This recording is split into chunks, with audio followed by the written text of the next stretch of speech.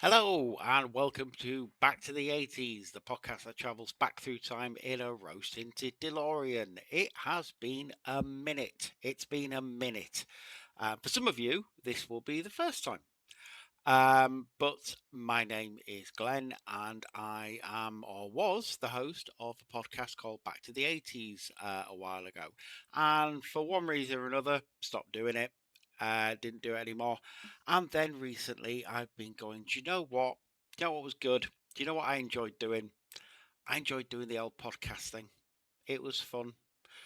Let's do that again. So, I am like some sort of D&D necromancer raising it from the dead to live again.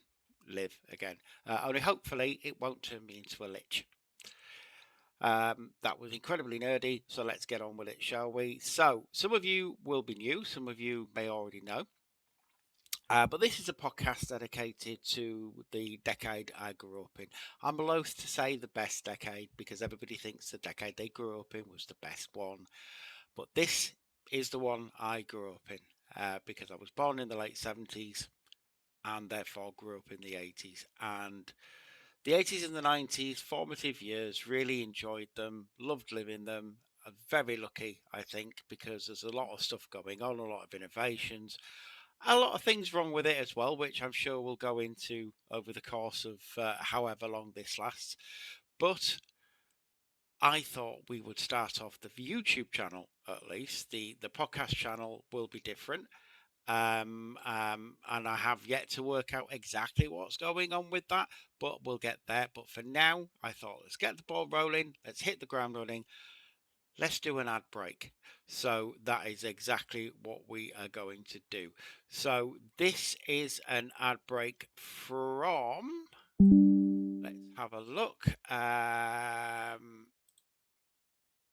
1986.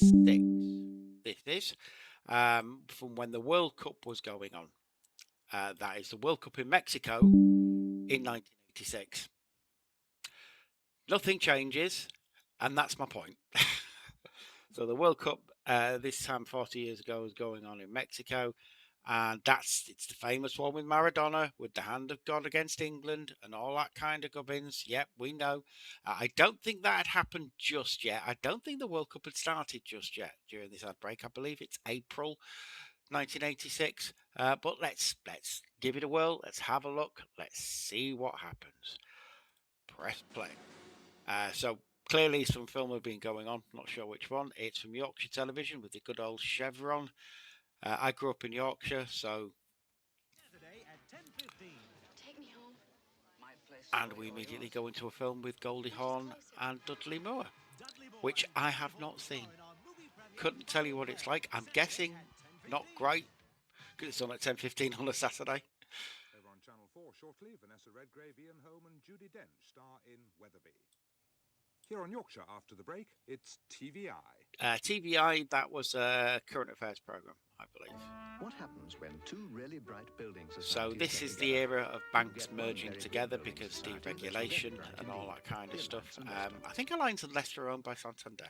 What makes Total natural Greek yogurt? Thus again proving that nothing changes. They're advertising Fire or because Total's on natural television. taste complements so many things. But probably it's just Putting because it in It tastes so good. salad and all Total kinds of is stuff. genuine Yeah, Greek we were yogurt. very health Totally conscious natural, in the totally 80s. different, totally Greek.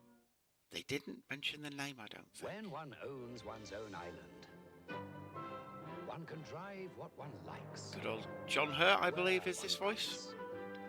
Getting from one's own home to one's own club, It sounds like John Hurt, doesn't it? to one's own restaurant, to one's own And it's stable. cars. The ultimate status symbol of the 80s. Everybody wanted a car.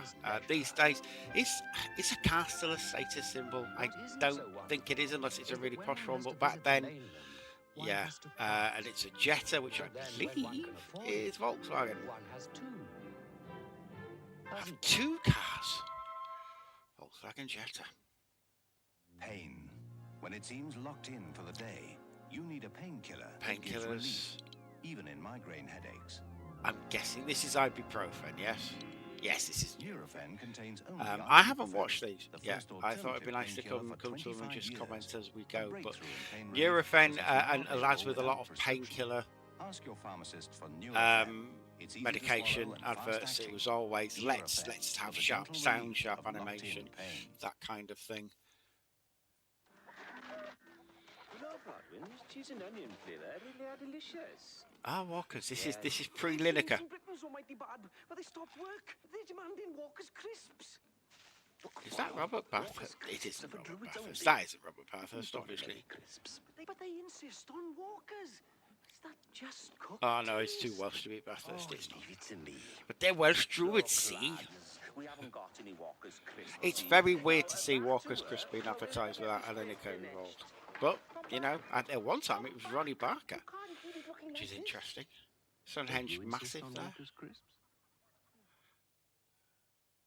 And not enough all bags. Certainly wanted one of those fancy word processors, but I knew better. Instead, I Fancy got, word "Can I processors. interest anyone in a virtual Electronic full bottle of correction typewriters. fluid?" For personal computers, Yeah, look at the fax state of terminals, and those, supplies. For seriously, a more though. efficient office, get Xerox in. Xerox. Give your old mower the push. It's Ah, now cheap when you one. trade it in for a new Cheap one at advert. W. Sons, the grass machinery specialists. The choice is Love vast with those all the because leading it's edge just competitive companies that have prices, no money with a huge who range just of mowers and put a garden slideshow on accessories backed by our and own they will spares go, and yep, service that'll do. department. It's So an trade advert. in your old mower at Why W. not? Martin and Son, Bank Avenue, Morley, Leeds. Love it. It's no coincidence that the Frontier Bradford Road Batley was voted Britain's Club of the Year for the last 2 Often consecutive shown years. on, I believe, The Hitman and Her, which is a program we will have to go into at some point. That's not what nightclubs look like. I've never known a nightclub look like that. That is ridiculous. Live entertainment with top acts, But I do love special it. promotions, and a great night Top out. acts. I bet it isn't. I Frontier bet it's just Bradford pub Road acts. Batley, the future of entertainment. Brilliant. today. I really want to go. Friday evening's entertainment here. Oh, yeah, we get a trailer. Let's see what's on Friday. Albion Market. That was ITV's answer to EastEnders. It was ultimately the wrong answer to EastEnders. It lasted about a year. Can't remember the score, but I think Scotland lost. Practice, medical drama.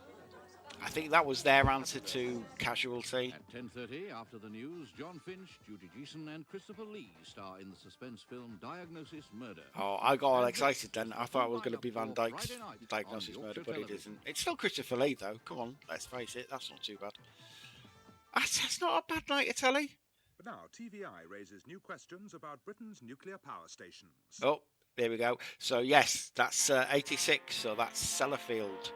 What used to be known as Winskill. Sellafield's still there. I think it's still called Sellafield. But it had in the 80s a few leaks. And if this is 1986 April, then this is just after Chernobyl. And I think we didn't know anything about Chernobyl. Or we certainly didn't know how serious it was. But I think the fact that there had been a nuclear accident raised the questions and people went, oh no, we have nuclear power and everything. But there you go, April 1986. An ad break. I will do these because they're relatively short to do. They're kind of nice. And the thing about adverts that I love is that they're like a social document of a place where we were in a snapshot of time.